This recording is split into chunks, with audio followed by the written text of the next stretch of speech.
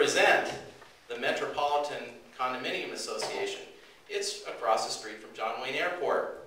Small condominium associations, about, what, 8 stories high, right next to a bunch of hotels off of MacArthur Boulevard. That's a nice community. These are nice folks. The problem is that they suddenly noticed that the retaining wall in their garage structure began to have some water moisture coming through it. And they hired a vendor. Manager called the vendor out, and they met, and they scratched their head and said, yeah, looks like it's wet. Got a problem. So off they went. It took them 4 days. 4 days to fix the problem. What they found was that there was a sewage leak. And these happen all the time. $20,000 penalty for 2 days of violation. Maximum penalty, $134,000. Here's another community. Goes unnamed. $1,652,500 paid by February 27, 2009. And let me just kind of stress that. $1,652,500. Remember these guys? Oh my God. They're looking at this wave coming at them, and they're saying, what in the world is happening?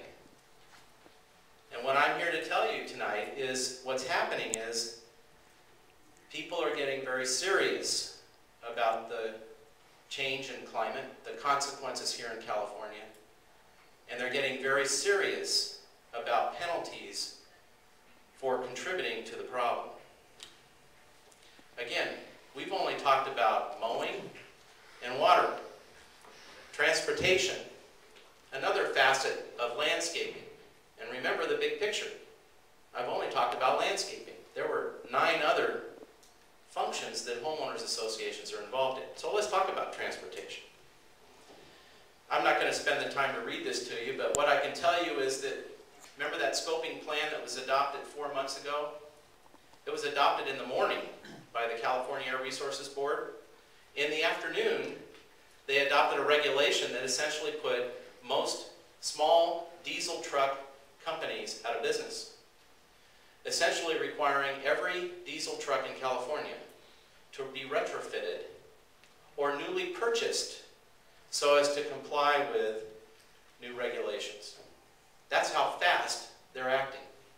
So if you were a diesel truck-oriented company and you had purchased a fleet of trucks, say 5 or 10 of them last year, you can't sell those trucks today. Your investment is gone. Go to Arizona. Arizona is not far behind us here in California. So, all right, we talked about water and their regional boards. What does transportation have? We've got the air quality management districts. Same thing. Got the Clean Air Act in federal government. They deputized the state. The state created all these little regional air quality management districts. There's, I don't even know how many in California, but this map shows the general jurisdiction. And they're all empowered to do the same thing that the regional water quality control boards can do. And believe me, if you've ever tussled with the air quality management district, you know what I'm talking about. Their fines and their penalties are extraordinary. So again, let's go back to AB32. On a comprehensive level, what will the governance model look like for implementing the mandates of AB32? The scoping plan says there will be regional boards who will have permit authority to set compliance standards, impose reporting requirements on the constituents, that's you folks, with violation monitoring and then the power to assess penalties and fees. What does that sound like? In PDES or the AQMD. It's exactly the same thing. So, who are these people in Sacramento? Who makes up the California Air Resources Board? This is them. These are these people. They are all appointed. None of them are elected. They are all very well educated. They all have different points of view. They have a very large job ahead of them. The leader is Mary Nichols. She is a very bright woman, and she is in charge. The political heat these people are suffering right now in Sacramento is extraordinary. Everybody has a gun out for them.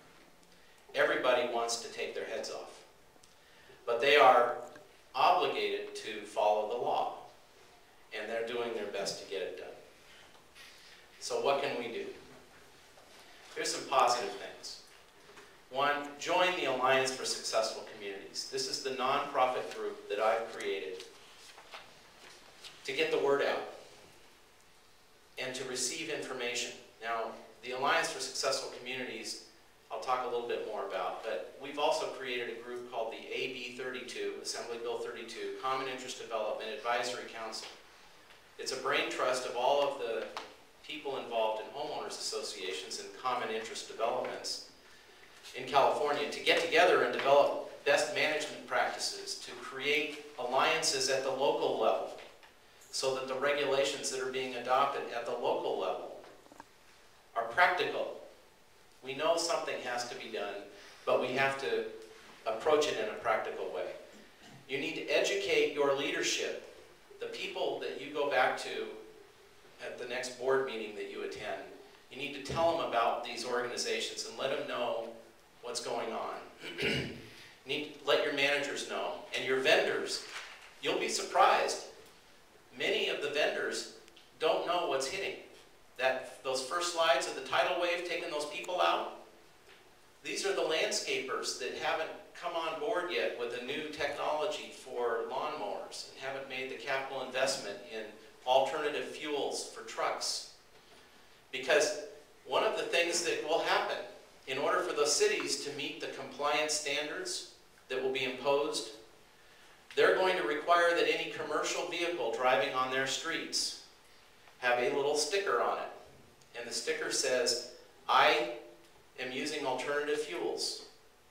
Now, why would a city do that? Because the cities have to comply with a law of a 30% reduction in greenhouse gas emissions by 2020 and 80% by 2050.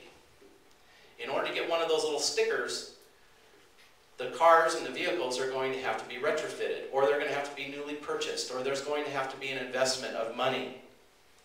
Now, you're at the bottom end of that food chain, which means you're going to be paying more.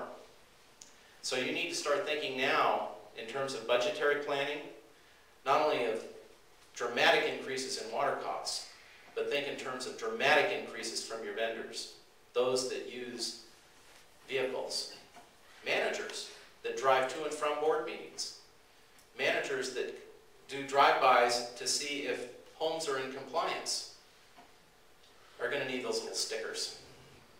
So education, organize. You need to organize and develop a united plan. And when I talk about that, what I mean is on the local level. The community associations in California and in the United States have been organized. There's a group called the Community Association Institute. I'm one of the founders of it. It was formed 25, 30 years ago. That'll tell you how long I've been in this business. And it was designed to help new homeowners who are purchasing into planned communities learn how to operate these new entities. Remember, community associations weren't around back in the 60s. They became the model for new housing after Prop 13 passed, because cities couldn't generate revenues to provide the amenities that the homeowners wanted. So what we did is we created homeowners associations, which have not the power to tax, but the power to assess.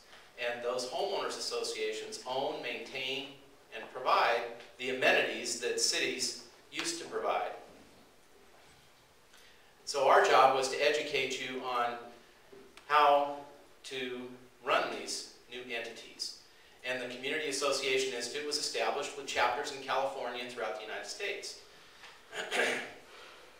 The problem is, those chapters are on a county level. They're not local. The regulations and the statutes, AB 1881